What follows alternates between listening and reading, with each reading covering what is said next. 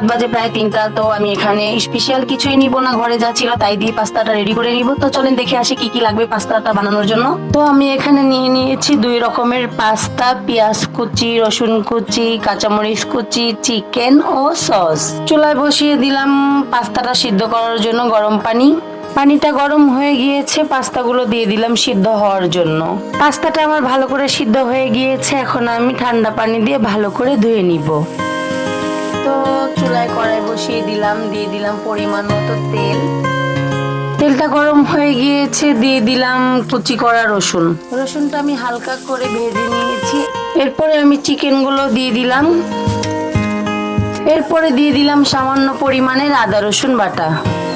এখন অ্যাড করলাম আমি পরিমাণ মতো লবণ ও সয়া সস।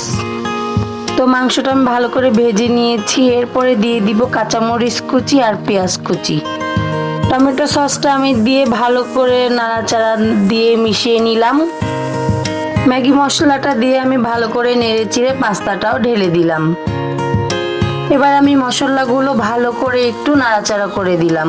তো আমার পাস্তাটা কমপ্লিট হয়ে গিয়েছে, চলে যাব আপনাদেরকে একটু পরিবেশন করে দেখানোর জন্য। এই যে দেখেন পাস্তাটা আমার কমপ্লিট হয়ে গেল, কতটা লোভনীয় লাগছে। পাস্তাটা রান্না করতে করতে প্রায় 4টা 25 বেজে গিয়েছে। এখন চলে যাব সবাই খাওয়ার জন্য।